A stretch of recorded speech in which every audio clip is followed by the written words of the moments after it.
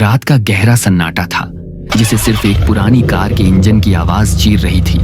आकाश, रोहित, प्रिया और समीर एक long weekend trip से वापस लौट रहे थे। सुनसान हाईवे पर उनकी हंसी मजाक की आवाजें गूंज रही थीं, जब अचानक तेज ब्रेक लगने से सब चुप हो गए। क्या हुआ? प्रिया ने घबरा कर पूछा। सामने एक विशाल पुराना पेड़ गिरा पड़ा था जिसने सड़क को पूरी तरह से बंद कर दिया था। लगता है तूफान आया था, आकाश ने कार से उतरते हुए कहा। रोहित ने सिर हिलाया। कोई बात नहीं, वापस मुद्दा लेते हैं। लेकिन जब उन्होंने कार घुमाई तो उनके पैरों तले जमीन खिसक गई। जिस रास्ते से वे आए थे वो अब वहां नहीं था, बस घना अंधेरा जंगल था, जैसे सड़क को निगल गया हो। चारों तरफ धुंध छाने लगी थी और हवा में एक अजीब सी ठंडक घुल गई थी। तभी दूर धुंध के पार उन्हें एक हल्की सी रोशनी नजर आई। एक छोटा अनजाना सा शहर जो उन्हें अपनी ओर बुला रहा था। मजबूरन उन्हें उसी शहर की ओर बढ़ाना पड़ा। शहर पुराने जमाने का लग रहा था। खामोश गलियां, टूटे फूटे घर और एक अजीब सी उदासी। कुछ लोग अपनी खिड़कियों से उन्हें घूर रहे थे। उनकी आंखों में डर साफ दिखाई दे रहा था। एक बूढ़े आदमी ने उन्हें रोकते हुए कांपती हुई आवाज में कहा, सूरज ढलने से पहले किसी घर में छिप जाओ और याद रखना, रात में दरवाजा किसी के लिए मत खोलना। रोहित हंस पड़ा। चाचा, हम भूत प्रेत में यकीन नहीं करते। बूढ़े आदमी की आंखों में खौफ तैर गया। वो भूत नहीं है, उसने फुसफुसाते हुए कहा, वो कुछ और है। शहर के बाकी लोग अपने घरों में बंद हो चुके थे, जैसे किसी आने वाले तूफान का इंतजार कर रहे हों। उन्होंने एक खाली पडीढ़े घर में पनाह ली। जैसे ही सूरज डूबा, पूरे शहर में एक भयानक सन्नाटा छा गया। रोहित अपनी बहादुरी साबित करने के लिए दरवाजा खोलकर बाहर बरामदे में आ गया। तभी उसने उन्हें देखा। गली के कोनों से कुछ लोग निकल रहे थे। एक सादी पहनी हुई औरत, एक छोटा बच्चा, एक बूढ़ा आदमी। वे इंसानों जैसे ही दिख रहे थे, सिवाय एक चीज के। उनके चेहरों पर एक अजीब डरावनी मुस्कान थी। वे बस खड्डे होकर रोहित को घूर रहे थे और मुस्कुरा रहे थे। रोहित को गुस्सा आया। वह उस बूढ़े आदमी की तरफ बढ़ा और चिल्लाया, ऐसे क्यों हंस रहे हो? क्या मजाक है ये? उसकी बात सुनकर उन सब की मुस्कान और चौधी हो गई। उन्होंने धीरे धीरे एक साथ रोहित की तरफ कदम बढ़ाने शुरू कर दिए। ये देखकर आकाश और समीर ने रोहित को अंदर खींच लिया और दरवाजा बंद कर दिया। बाहर वो लोग घर के चारों ओर घूमने लगे। वे दरवाजा नहीं खटखटा रहे थे, नहीं कोई आवाज कर रहे थे। बस उनकी परछाइयां खिड़कियों से गुजरती हुई दिख रही थी। घर के अंदर का माहौल घुटन भरा हो गया।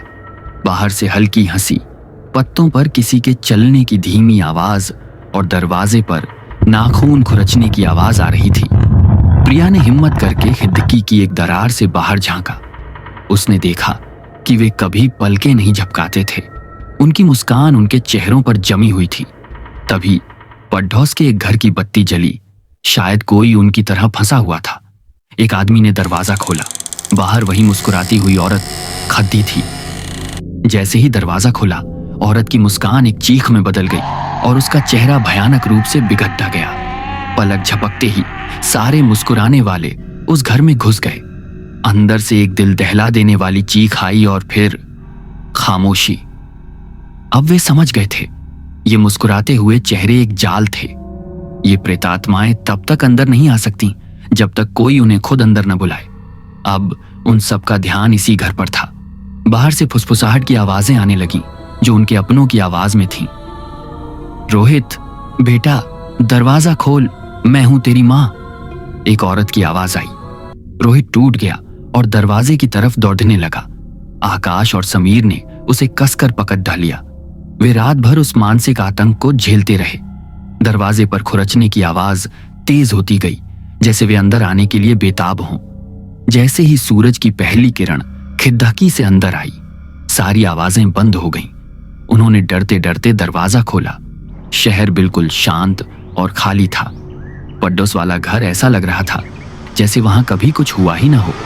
लेकिन बाहर निकलने का रास्ता अब भी बंद था। वे हमेशा के लिए उस शहर में कैद हो चुके थे। तभी एक और कार धूल उड़ाती हुई शहर में दाखिल हुई। उसमें भी 4 लोग थे। जो उनकी ही तरह घबराए हुए लग रहे थे। उनमें से एक ने कार से उतरकर आकाश से पूछा, भाई साहब, ये कौन सी जगह है? आगे रास्ता बंद है। आकाश के चेहरे पर खौफ छा गया।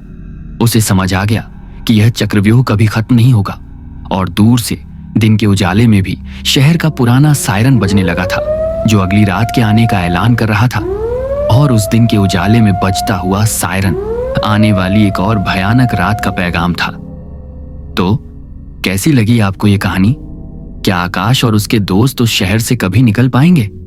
ये जानने के लिए कहानी का अगला पार्ट देखना होगा, जो बहुत जल्द आएगा।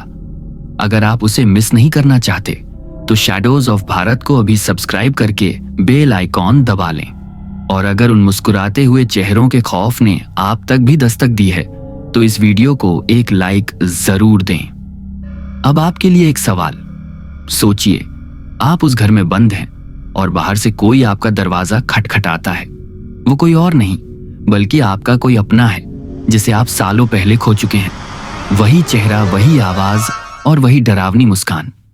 क्या आप दरवाजा खोलेंगे? अपना जवाब कमेंट्स में बताइए, ईमानदारी से।